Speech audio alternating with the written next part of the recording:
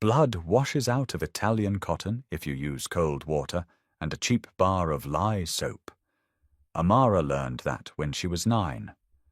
Adam learned it at 17, trembling over an economics textbook smeared with rust-colored fingerprints. He was supposed to inherit the most ruthless criminal syndicate in Chicago, but he couldn't pass macroeconomics. She was supposed to scrub his floors, but she was the only one who realized the heir to the Rossi family was completely, hopelessly dyslexic. Midnight in the Rossi estate always smelled like lemon polish and stale cigar smoke. Amara Hayes dragged a rag across the oak wainscoting of the primary library, the repetitive squeak-rub sound the only noise in the cavernous room. Her knees ached. The damp linoleum of the kitchen had seeped into her jeans hours ago, but her mother's arthritis was acting up again. Martha was asleep in the servants' quarters over the garage, wrapped in a heating pad, leaving Amara to finish the third-floor dusting. At the far end of the room, anchored behind a mahogany desk the size of a dining table, sat Adam Rossi. He wasn't a prince. Amara hated the way the girls at St. Jude's Preparatory whispered about him, like he was some dark, tragic royalty. To Amara, he was just the boss's kid, a 17-year-old with bruised knuckles, a custom-tailored suit he wore like a straitjacket, and a temper that cost her mother hours of cleaning up shattered glass. Tonight, there was no glass breaking. There was only a heavy, suffocating silence, punctuated by the frantic scratching of a graphite pencil. Amara paused her rag. She watched him from the periphery of her vision. Adam was hunched over a thick textbook, his broad shoulders pulled up to his ears. His left hand was buried in his dark hair, gripping the roots tight enough to pull them out. He was staring at a piece of paper as if trying to set it on fire with his mind. Snap. The pencil broke. Yellow splinters shot across the polished wood. Adam didn't curse. He didn't yell. He just dropped his forehead against the heavy wood of the desk with a dull, hollow thud. His breath hitched, a wet, jagged sound that didn't belong in this house. Men in the Rossi family didn't gasp. They didn't panic. They certainly didn't cry. Amara squeezed the lemon-scented rag in her hands until her raw knuckles turned white. She should walk away. It was the first rule of survival in the Rossi household. Be furniture. Furniture doesn't see. Furniture doesn't hear. But she saw the crumpled piece of paper shoved to the corner of the desk. The red ink bled through the expensive parchment. It was a midterm exam. The number at the top was a 38. Charles Rossi, Adam's father, didn't tolerate 38 seconds. Charles was a man who measured worth in absolute numbers. Profit margins, bullet counts, loyalty percentages. If his only son and heir couldn't conquer a high school economics class, Charles wouldn't see a teenager struggling. He would see a liability, and the Rossi family disposed of liabilities. Adam picked up the broken half of the pencil, his hand shaking so violently the graphite rattled against the desk. He was trying to force himself to write. He was trying to brute force his way through a brain that wouldn't cooperate. Amara dropped her rag into the tin bucket at her feet. The water sloshed loud in the quiet room. Adam's head snapped up. His eyes, usually a flat, deadened brown, were bloodshot and wide with cornered animal panic. He shoved the exam under a leather blotter in a single jerky motion. "What are you doing here?"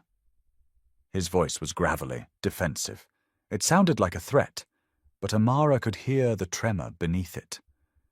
"Dusting," she said, her voice flat. She wiped her damp hands on her jeans. "Get out. I need quiet." "It's pretty quiet," she pointed out, taking a step closer instead of retreating. The plush Persian rug absorbed the sound of her cheap sneakers. "Except for you breaking things. I told you to leave, Amara." He pushed his chair back. The leather squeaked. He was trying to look imposing, squaring his shoulders, projecting the aura of the violent, untouchable heir. It usually worked. It worked on the teachers, the rival families, the cops on the payroll. It didn't work on the girl who washed his blood out of his shirts. Amara walked straight up to the desk.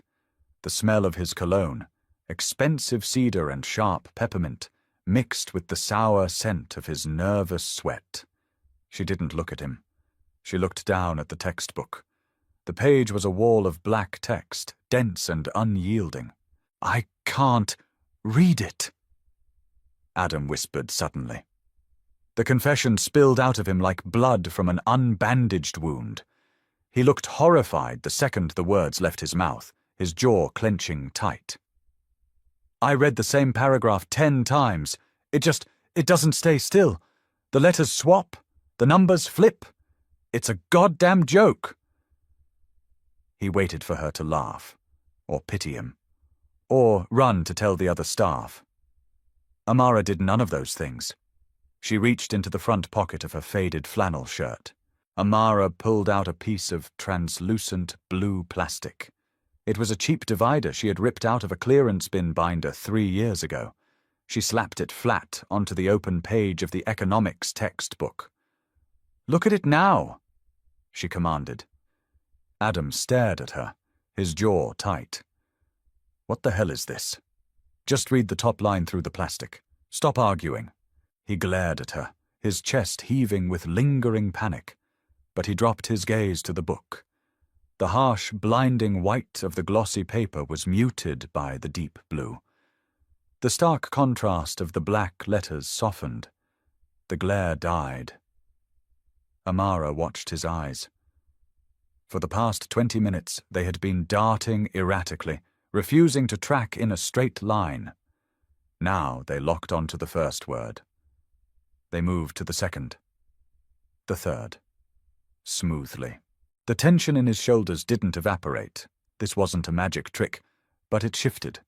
The frantic, cornered energy settled into a heavy, confused stillness. The fundamental economic problem, Adam read aloud, his voice low, is the issue of scarcity. He stopped. He blinked, hard, and looked up at her. They aren't moving. The white space on the page creates glare. Your brain is trying to process the negative space instead of the letters. The plastic cuts the contrast. Amara said, her tone clinical. My little brother had it. Dyslexia. Scotopic sensitivity. Whatever you want to call it. He used to say the letters looked like bugs crawling on the page. I don't have a disease. Adam snapped, his defensive instincts flaring instantly. He shoved the blue plastic away. I'm just tired. Okay. Amara picked up the plastic and slipped it back into her pocket. She turned around and walked back to her bucket. She picked up her rag. Wait, Adam said. Amara didn't stop wringing out the rag. The lemon water splashed into the tin. Wait for what? You're tired? I'm dusting. We're doing our jobs. Give it back. No. She turned to face him, leaning her hip against the heavy oak paneling. Because if I give it to you, you'll hide it. You'll use it when no one's looking, but you won't know how to use it. You don't just need a piece of plastic, Adam. You don't know how to break down equations. You're memorizing shapes instead of understanding concepts. I saw your math homework in the trash last week. Adam stood up. He crossed the distance between them in 3 long strides. He was a foot taller than her, built like a middleweight boxer, all dense muscle and coiled aggression. He backed her against the wainscoting, his hand slamming into the wood on either side of her head. You went through my trash? His voice was a lethal whisper. Amara didn't flinch. She looked at the pulse beating frantically at the base of his throat. I empty your trash. It's my job, and you didn't shred it. If you tell my father, if I tell your father, he'll think you're defective. Amara interrupted, her voice devoid of fear. She was tired, too tired to be intimidated by a boy whose laundry she folded. He'll pull you out of St. Jude's. He'll put your cousin Matteo in line for the seat. And then what happens to you, Adam? You become an enforcer, a grunt. You'll be dead in an alley by 21. Adam's breath washed over her face. He smelled like peppermint and despair.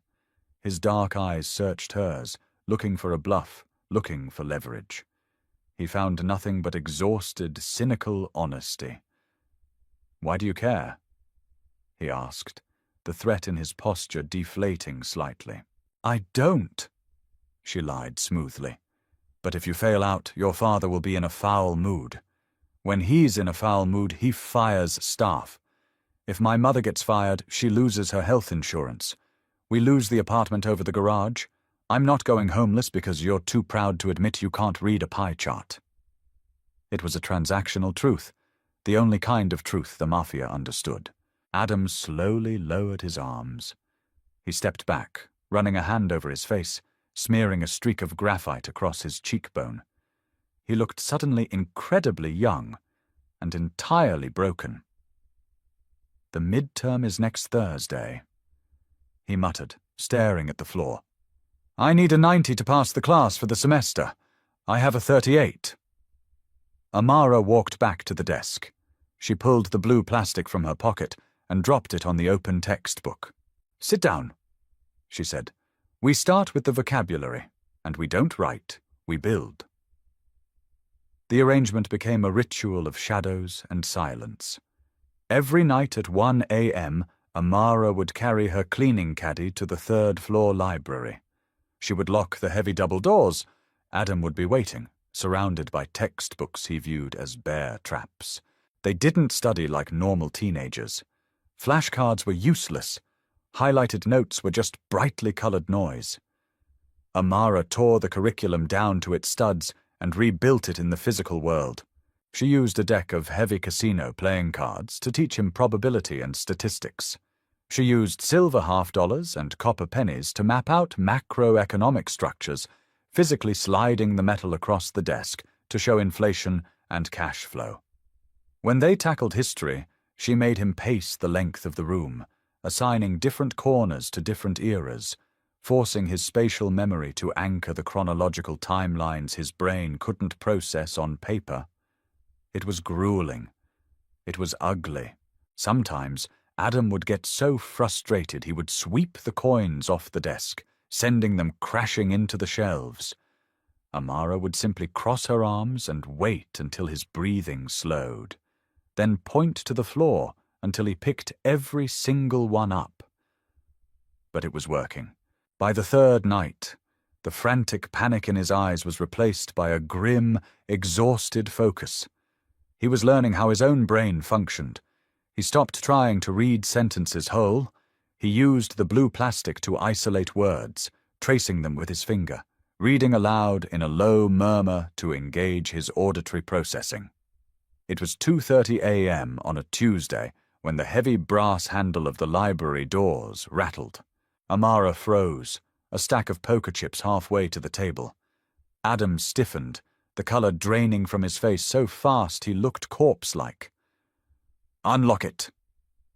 A voice boomed from the hallway. Charles Rossi. Amara moved purely on instinct. She swept the poker chips and the blue plastic overlay off the desk, dumping them into the soapy water of her cleaning bucket. She shoved the textbook under a stack of meaningless financial ledgers. In 2 seconds, she was on her hands and knees by the fireplace, scrubbing furiously at a non-existent soot stain on the marble hearth. Adam grabbed a pen, pulled a random ledger toward him, and arranged his face into a mask of bored concentration. A key turned in the lock. The double doors swung open, hitting the rubber stops with a heavy thud. Charles stepped into the room. He was a massive man, imposing even in a silk dressing gown. He carried the scent of wintergreen mints and gun oil, a chilling combination Amara had learned to associate with the days men went missing from the neighborhood. "Why is this door locked?" Charles demanded, his voice a low, rumbling earthquake. Draft from the hallway was blowing the papers pop. Adam said. His voice was steady. It was the voice of the air, cold, detached. Amara kept her head down, her brush moving in tight, rhythmic circles. Scrub, scrub, scrub. Don't look at the predator. Charles walked slowly toward the desk. His leather slippers made no sound. He stopped behind Adam, resting his heavy, calloused hands on his son's shoulders. Amara saw Adam's knuckles turn white where he gripped the pen, but he didn't flinch. "Working late," Charles observed, his eyes scanning the desk. He didn't look at Amara. She was a fixture, a mop with a heartbeat. "Reviewing the quarterly distributions." Adam lied smoothly, tapping the ledger. "The numbers from the Southside docks look light." Charles hummed, a sound of vague approval. He squeezed Adam's shoulder. It wasn't an affectionate gesture. It was an assessment of muscle density. A check for weakness. "Good. The school called today," Charles said. The temperature in the room plummeted. Amara's brush caught on the grout. She forced herself to keep moving it. "Headmaster says you've been skipping the study halls," Charles continued, his fingers digging into Adam's trapezius muscle. "Says your economics grade is a concern." "The headmaster is a nervous old woman," Adam said, his tone dripping with practiced arrogance. "I'm handling it. The midterm is Thursday. I'll ace it." "You better," Charles whispered, leaning down so his mouth was near Adam's ear. "You know how I feel about failure, Adam. We don't employ stupid men, and we certainly don't let them run the family. Don't embarrass me." "I won't." Charles patted Adam's cheek, 2 sharp, stinging slaps. Then he turned and walked out. The doors clicked shut behind him. For 10 seconds, neither Amara nor Adam moved. Then, Adam dropped the pen. He leaned over the side of the desk, grabbed the brass wastebasket, and violently threw up. Amara didn't say a word.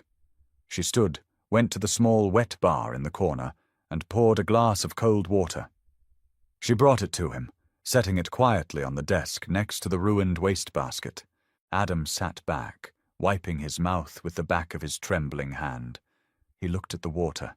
Then he looked at her. The mask of the ruthless Mafia air was entirely gone, stripped away by pure, visceral terror. "He'll kill me," Adam rasped, his voice breaking. "If I fail. He won't literally kill me, but he'll exile me. He'll strip the name. I'll be nothing." Amara looked at the boy. Not the boss's son. Just a terrified kid trapped in a cage made of money and violence. She reached into her soapy bucket, her fingers fishing through the cold water until she found a red poker chip. She pulled it out, wiped it on her jeans, and set it on the desk with a sharp clack. "Then you don't fail," Amara said, her voice dropping the cynical edge, leaving only a fierce, stubborn gravity. "We have 48 hours until the midterm. We're going to map out the entire global supply chain using these chips, and you are going to memorize the physical weight of every single trade route. Drink your water. We aren't done." Adam stared at the red chip. Slowly, he reached out and touched it. His breathing leveled out. He picked up the glass of water, drank it in one long swallow, and nodded. "Okay," he said quietly. "Show me."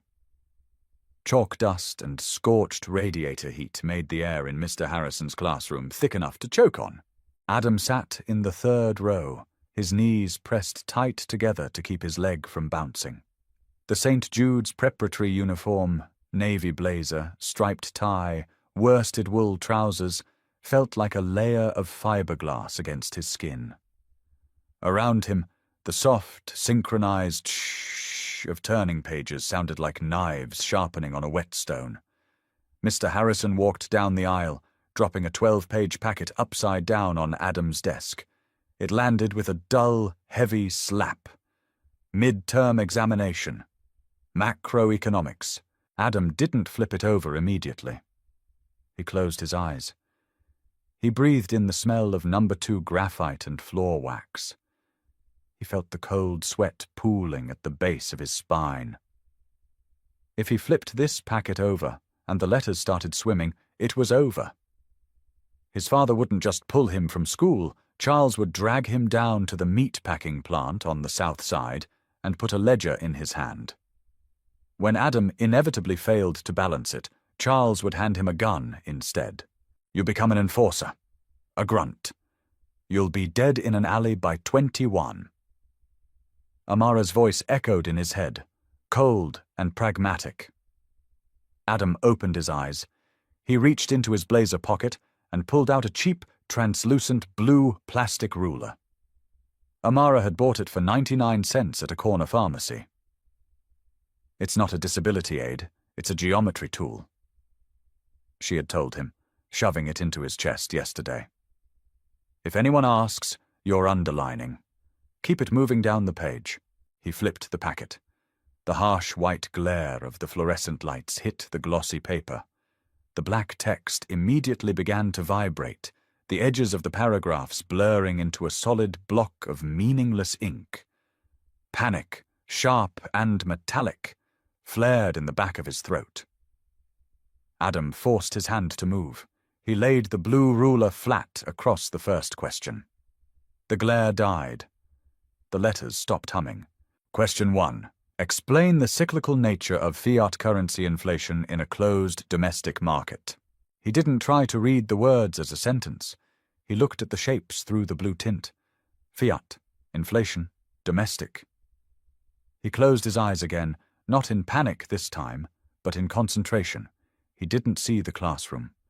He saw the mahogany desk in his father's library. He saw the silver $half stacked on the left, the copper pennies pushed to the right. He remembered Amara sliding a stack of pennies across the oak grain, her voice dry and tired. More money in the system, the less the money is worth. It's a seesaw, Adam. Push one side down, the other goes up. Adam picked up his pencil. He began to write. It wasn't elegant. His handwriting was a jagged, aggressive scrawl, the letters pressed so hard into the paper they left physical grooves on the back of the page. He didn't use the academic jargon the textbook demanded. He used the language of the poker chips. He explained market saturation like he was explaining a rigged card game. He broke down supply curves by visualizing the shipping routes Charles controlled out of the Chicago ports. 45 minutes later, his hand was cramping so violently his fingers were locked into a claw. The blue ruler was smudged with his nervous sweat. But the blank lines were filled. Across the campus, in the humid, bleach-scented basement of the athletic center, Amara dragged a damp mop across the locker room tiles. She wasn't a student at St. Jude's. She wore a grey polyblend uniform, her hair tied back in a severe bunt that pulled at her scalp. The school outsourced its janitorial staff through a shell company Charles Rossi owned. It was a neat, tax-deductible way to keep the families of his lower-tier employees indebted to him. Amara leaned her weight against the mop handle, her shoulders screaming in protest. She stared at the industrial wall clock above the towel bins. 11:45 a.m. The midterm was over. She shouldn't care. It was a dangerous, stupid thing to care about the boss's son. Empathy in her world was a liability, just like failure was in his.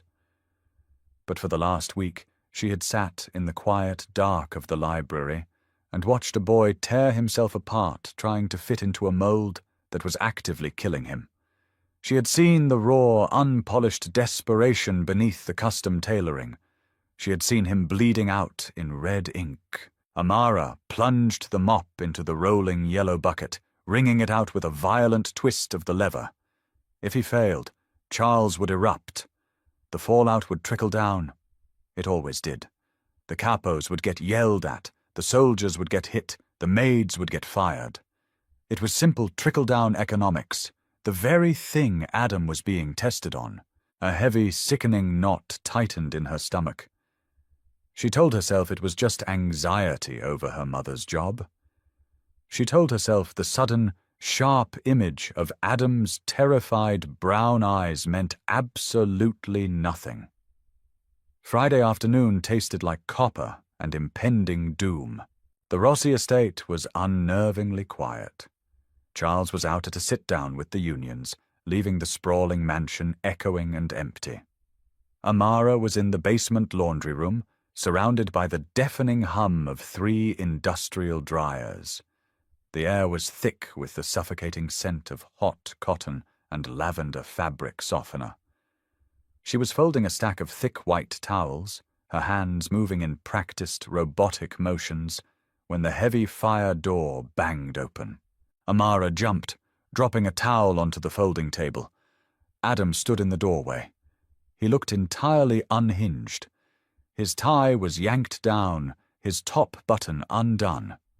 His dark hair was a tangled mess, standing up at odd angles where he had been running his hands through it. He was breathing hard, his chest heaving under the wrinkled cotton of his dress shirt. He didn't say a word. He just closed the heavy metal door behind him, locking out the rest of the house. The click of the deadbolt sounded like a gunshot over the hum of the dryers. Amara's heart slammed against her ribs.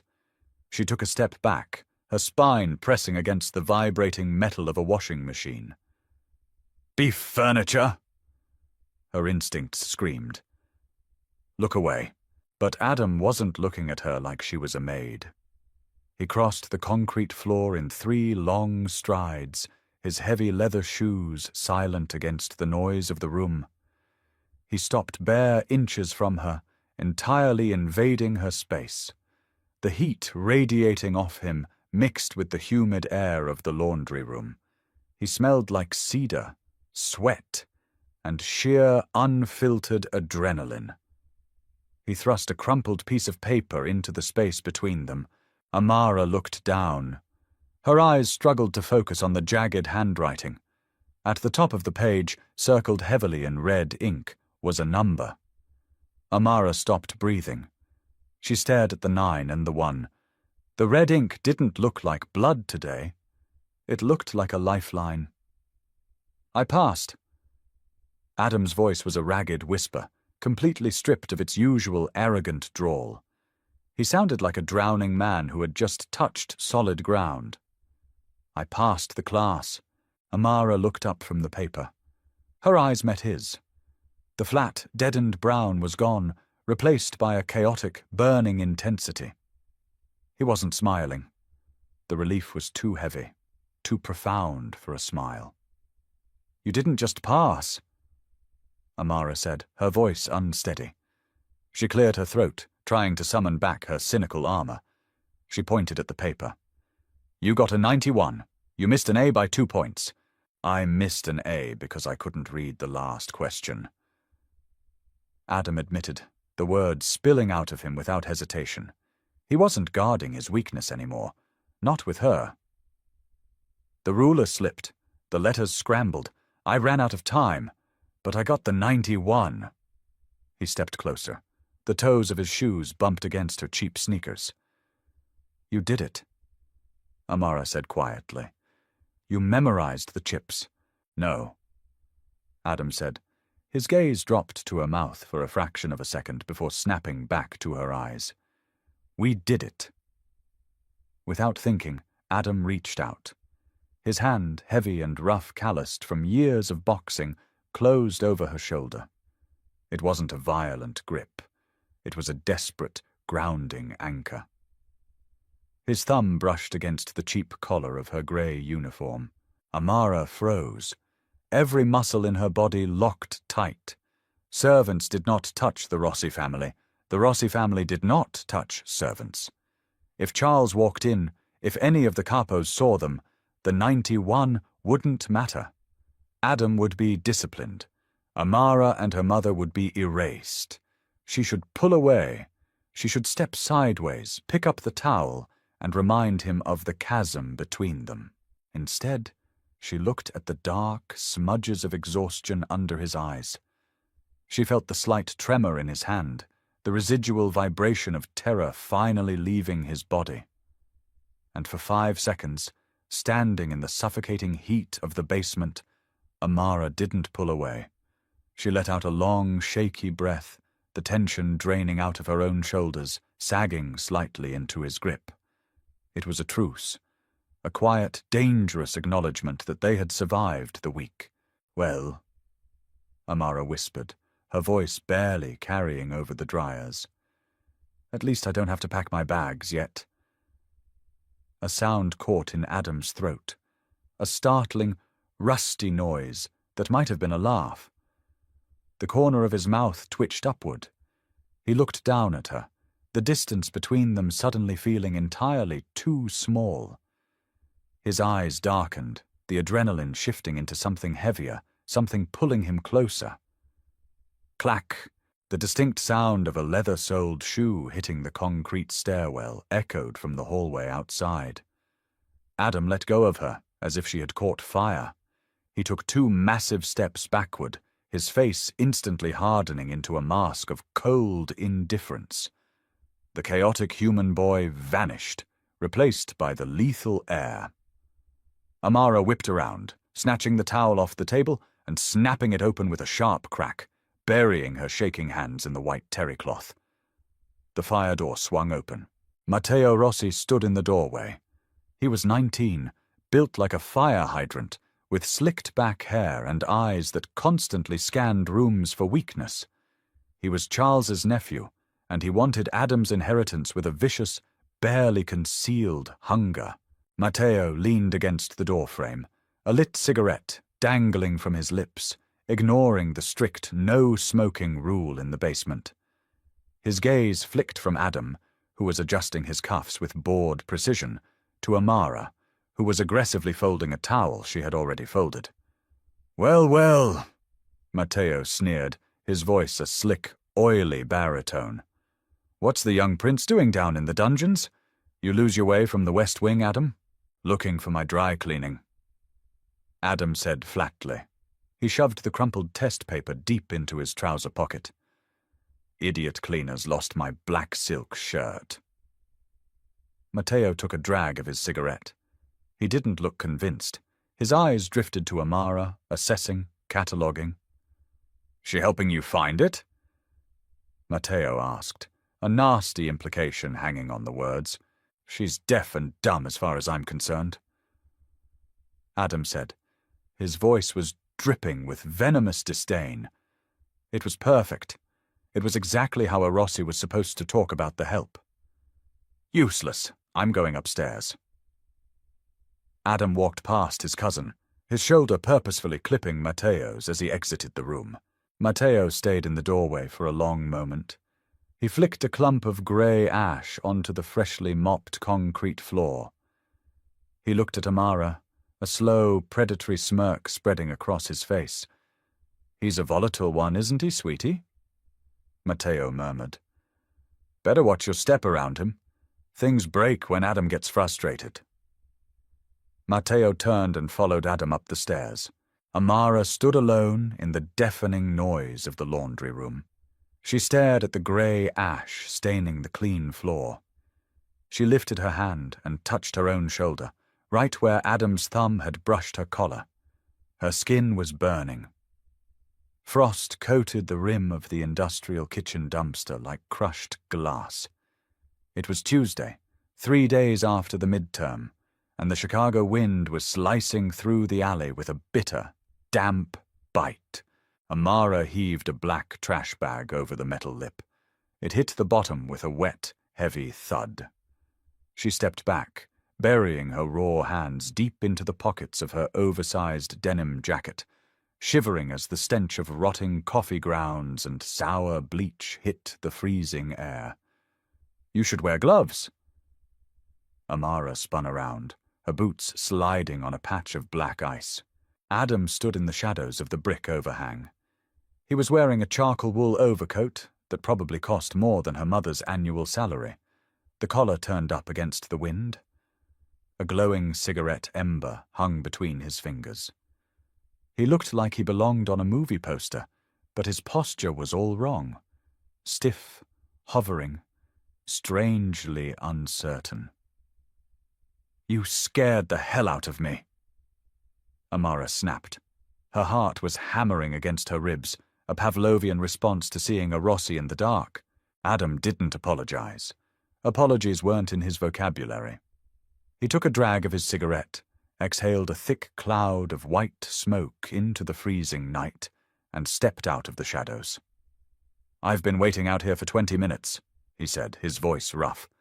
"Why, did you forget how doors work?" He ignored the sarcasm.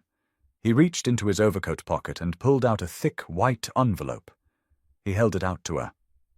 The wind caught the edge of the paper, making it flutter. Amara looked at the envelope. She didn't move her hands from her pockets. "What is that?" "It's $5,000, Adam said. He said it casually, the same way someone else might say it's a cup of coffee. "In hundreds.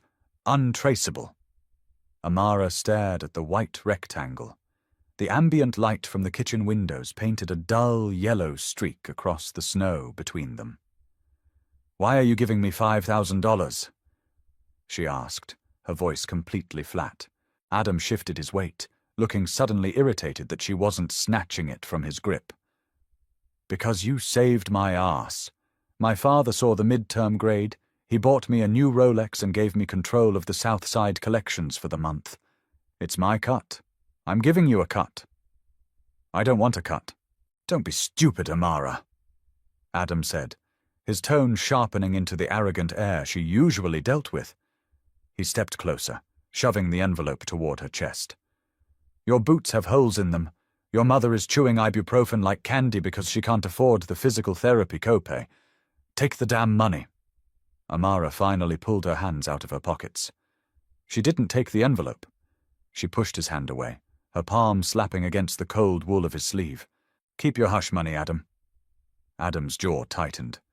"It's not hush money. It's a thank you. In your world, there's no difference." Amara shot back, her voice rising over the wind. She stepped into his space, tilting her head up to glare at him. "You give envelopes of cash to the beat cops so they look the other way. You give cash to the union bosses so they shut up. You give cash to the girls you want to leave out the back door before breakfast. If I take that envelope, I'm bought. I'm on your payroll. And when your father finds out, because he finds out everything, he won't see a girl who helped you study. He'll see an extortionist." Adam stared down at her. The glowing cherry of his cigarette burned close to his knuckles, but he didn't seem to feel it. "I wouldn't let him touch you," he said. The words came out low, dangerous and entirely instinctual. Amara let out a harsh, bitter laugh. "You can't even read a menu without breaking into a cold sweat, Adam. Don't play the mob boss with me. You can't protect me from Charles. You can barely protect yourself." The truth landed between them like a physical blow. Adam flinched. The arrogant mask shattered, leaving behind that raw, desperate kid from the library.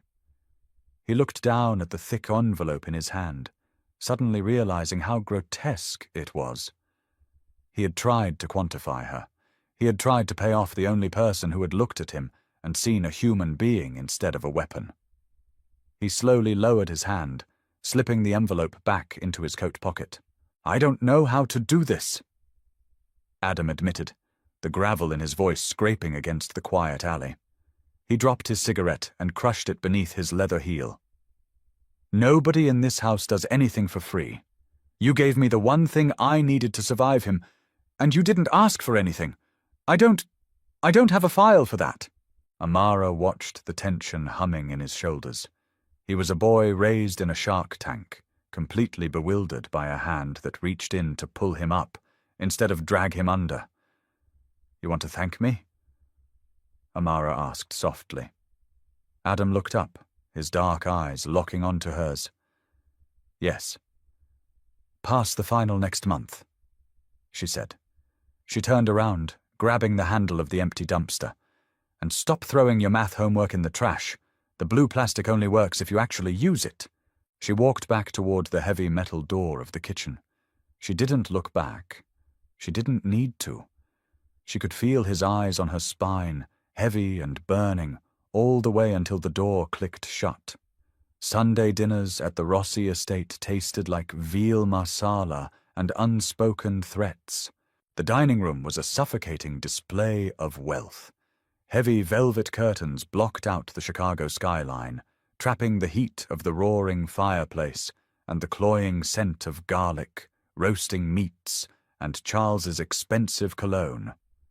15 men sat around the 30-foot mahogany table, capos, lieutenants, and family. Amara stood in the corner, her back perfectly straight, holding a silver tray with a crystal pitcher of ice water. The stiff, starched collar of her serving uniform dug into her neck. Beef furniture. She watched the table through lowered eyelashes. Charles sat at the head, holding court, dissecting a piece of veal with surgical precision. Adam sat to his right.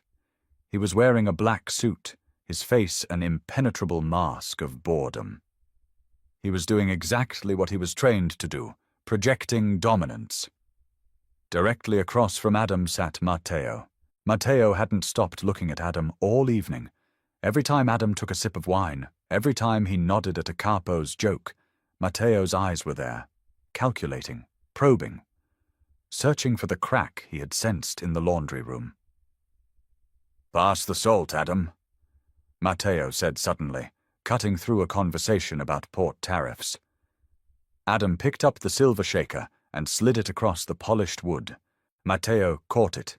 He sprinkled it over his food, his eyes flicking up to the corner where Amara stood.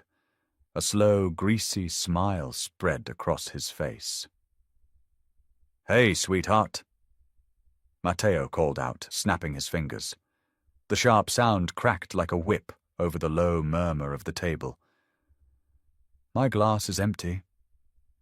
Amara stiffened.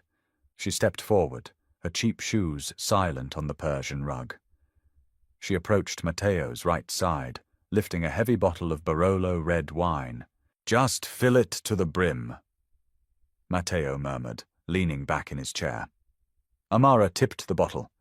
The dark red liquid poured smoothly into the crystal goblet. Just as the wine reached the halfway point, Matteo intentionally jerked his elbow backward. His arm slammed into Amara's wrist. The bottle tipped wildly. A splash of dark red wine sloshed over the rim of the glass, landing squarely on the pristine white cuff of Matteo's custom dress shirt, splattering across the fine linen tablecloth like fresh blood. The table went dead silent. 15 hardened criminals stopped chewing. Charles slowly set down his knife. The clink of silver against china echoed like a gunshot. "Look what you did, you stupid bitch!" Matteo hissed, his voice loud enough for the entire room to hear. He grabbed his ruined cuff, glaring up at Amara. Amara froze. The heavy bottle was suspended in her shaking hand. The panic clawed at her throat. This was the moment. This was how people disappeared. A spilled drink, a bruised ego, a quiet order given in the hallway. "I apologize, sir," Amara whispered, her voice trembling. She grabbed a white linen napkin from her apron and reached down to blot the spill. Matteo violently swatted her hand away. "Don't touch me with your dirty hands," he snarled. He leaned in closer, dropping his voice just enough so only she and the men immediately next to them could hear.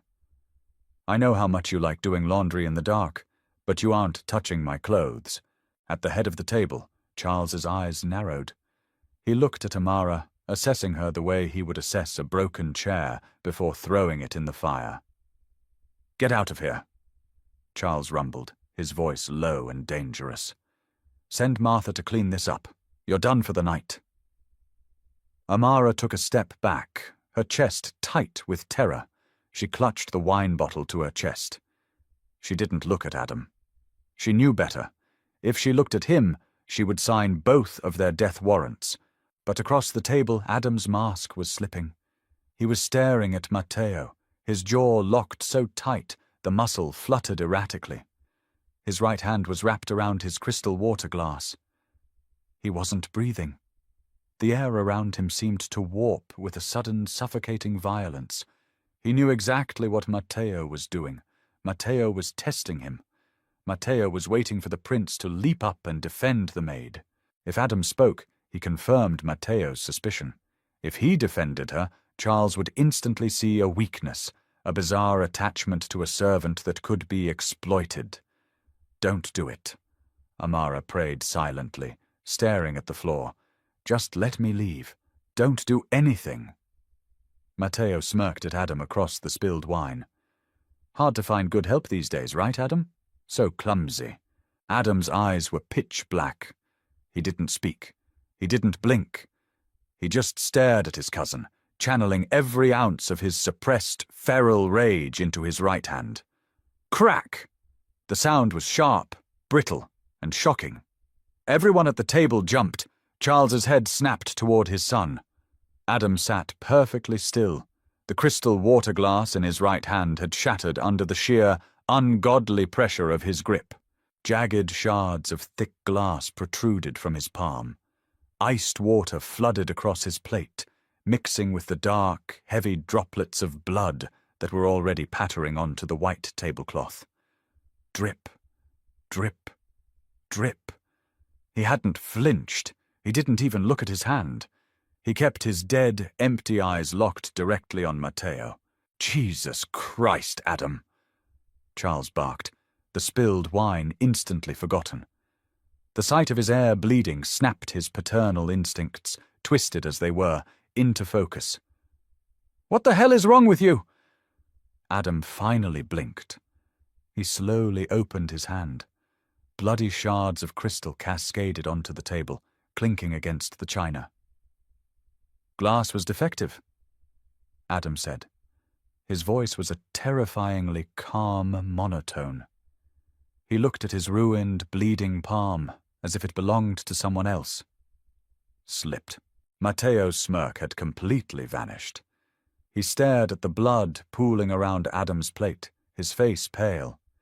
He recognized the look in his cousin's eyes. It wasn't the look of a boy protecting a maid. It was the look of an apex predator promising a violent, messy death. "Go to the kitchen," Charles commanded, waving a hand in disgust. "Get it stitched. You're bleeding on the carpet." Adam stood up. He didn't look at Amara.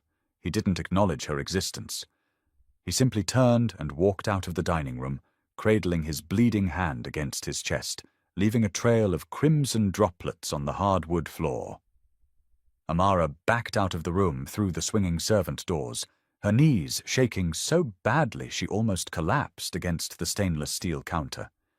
She set the wine bottle down. She looked at the door leading to the main hallway. He hadn't defended her. He had done something much more dangerous. He had hurt himself to distract his father. He had bled for her. Amara closed her eyes, pressing her cold hands to her burning cheeks. The truce was over. They were no longer just a maid and a failing student.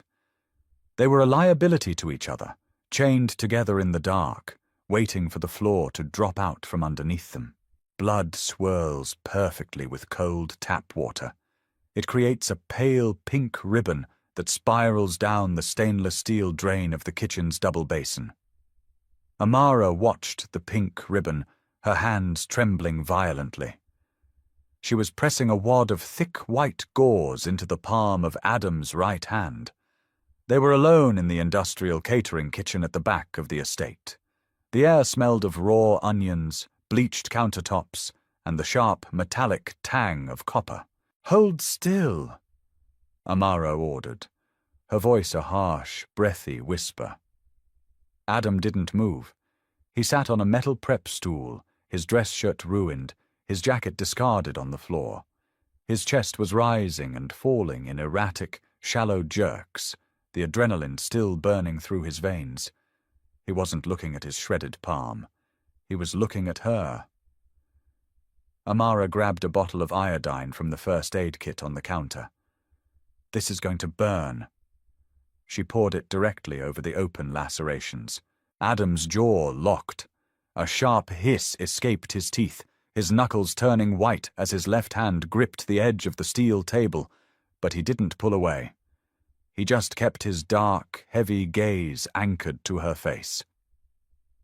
"You're a lunatic," Amara said, taking a pair of sanitized tweezers and leaning over his hand. Her fingers were slick with his blood. "You could have severed a tendon. You could have lost the use of your fingers.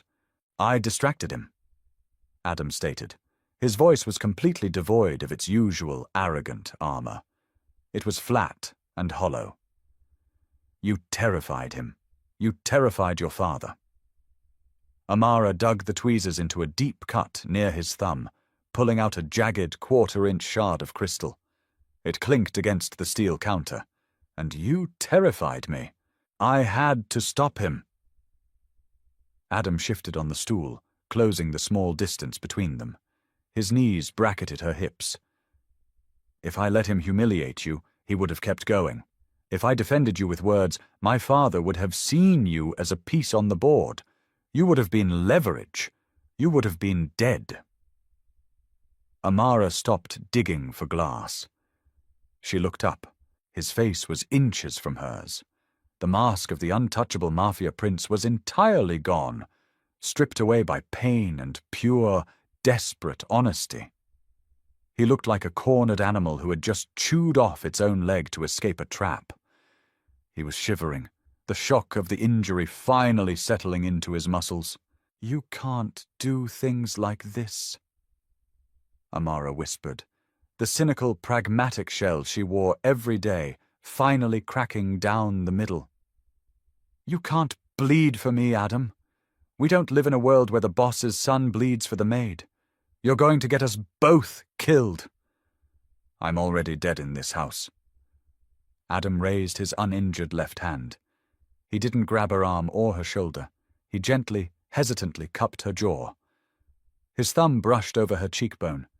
His skin was freezing cold.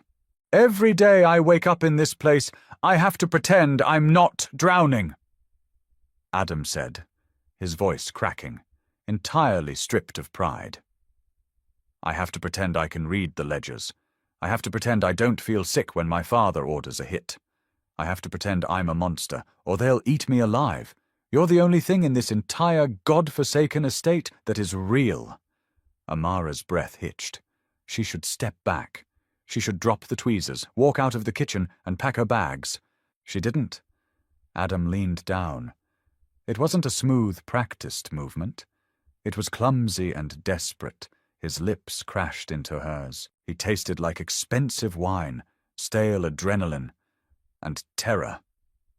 Amara let out a soft, involuntary gasp, her hands flying up to grip the lapels of his ruined shirt. She didn't push him away. She pulled him in, her fingers digging into the expensive, blood-soaked cotton. The kiss was messy, desperate, and entirely inappropriate. It was two people suffocating in the dark, violently sharing a single breath of air. Adam groaned, a low, guttural sound in the back of his throat. He wrapped his good arm tightly around her waist, pulling her flush against his chest, anchoring her against him, as if she were the only solid object in a spinning room.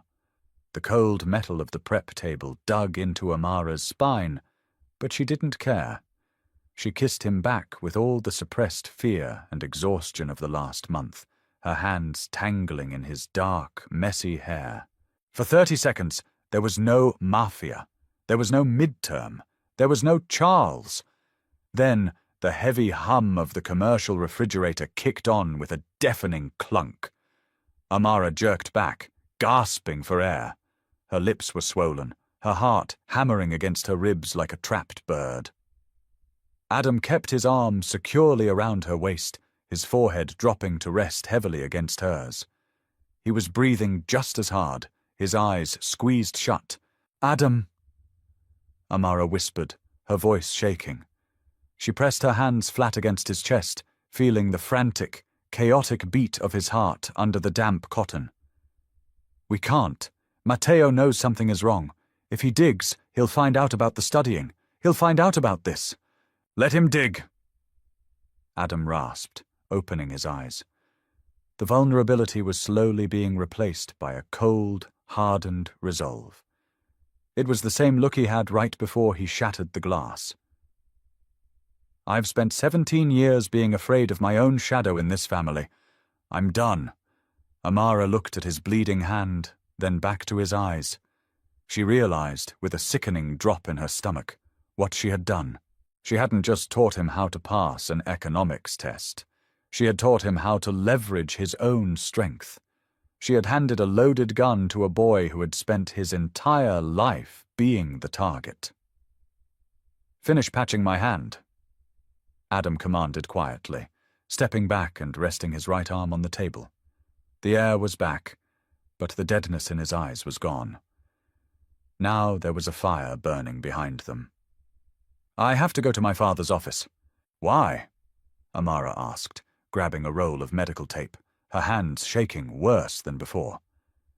Adam stared at the swinging doors of the kitchen. "Because we have a final exam to pass, and the subject is supply and demand." Charles Rossi's primary office smelled like old leather, cigar ash, and gunpowder.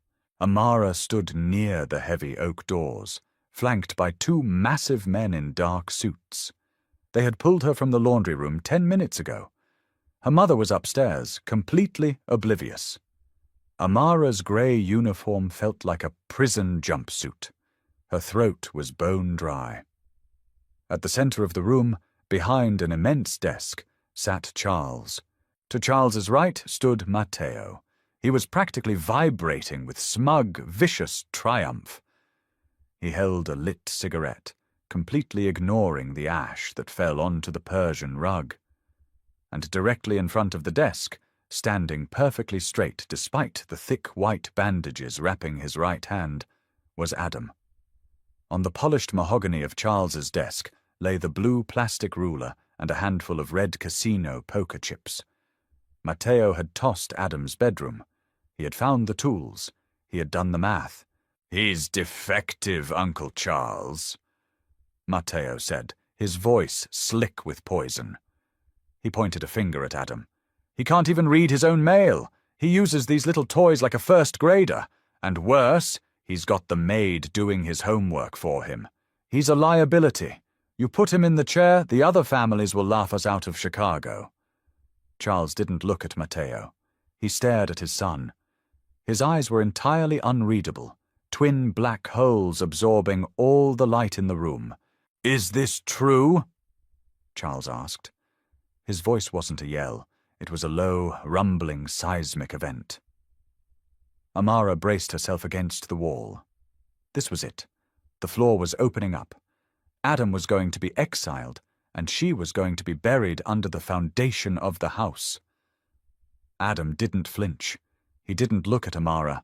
He kept his eyes locked on his father. "I have a neurological processing delay," Adam said, his voice cool, level, and utterly devoid of shame. "Letters transpose on a white background. It slows down my reading comprehension." Matteo let out a sharp, barking laugh. "He admits it. The heir is a goddamn cripple." "Shut your mouth, Matteo," Charles snapped, silencing the room instantly.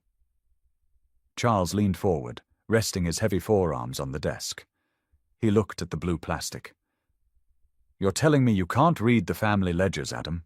"I'm telling you I read them differently," Adam corrected, stepping up to the desk. He reached out with his left hand, picked up the blue ruler, and held it up to the light. "I don't skim, Pop, because I can't. I have to look at every single number. I have to physically break down the math, which is why I found the margin of error in the South Side shipping logs." Matteo's arrogant smile instantly vanished. He stiffened, the cigarette freezing halfway to his mouth. Amara's breath caught. She watched Adam's shoulders.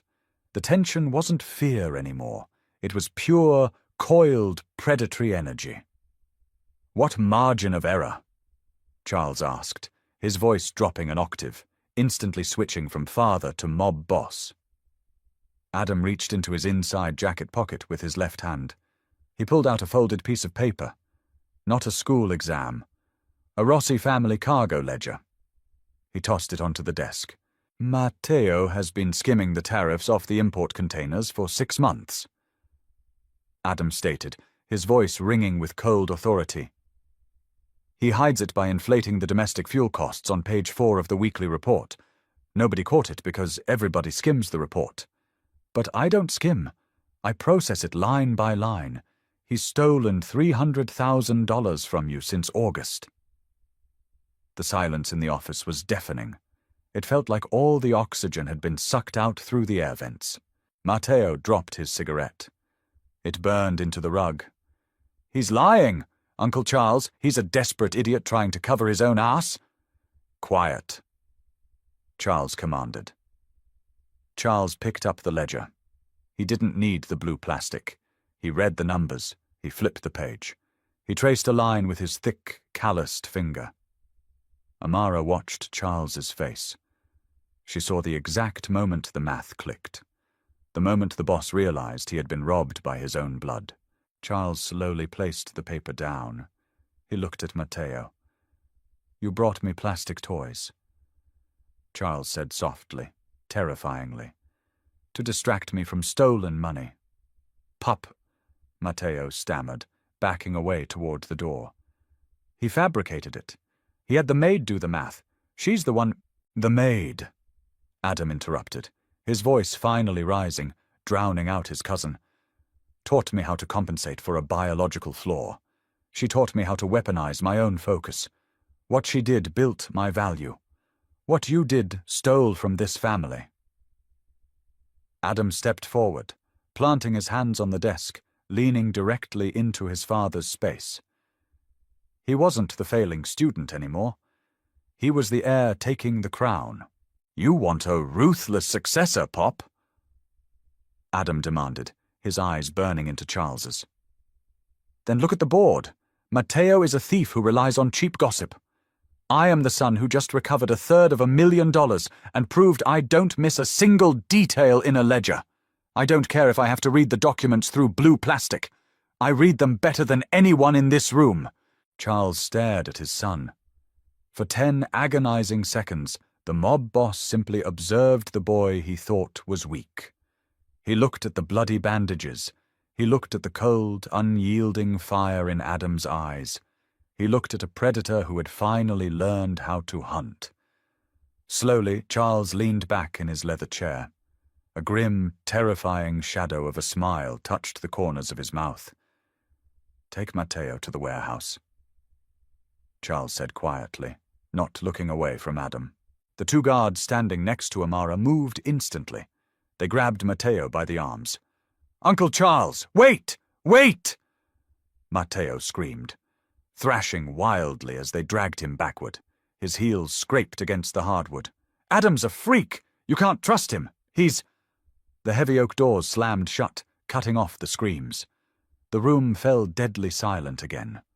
Charles picked up the blue plastic ruler. He studied it for a moment, then tossed it back across the desk toward Adam. "Next time you find a rat in my house," Charles said, his voice returning to its casual, rumbling cadence, "you don't wait for him to bring me your school supplies. You handle it yourself. Understood?"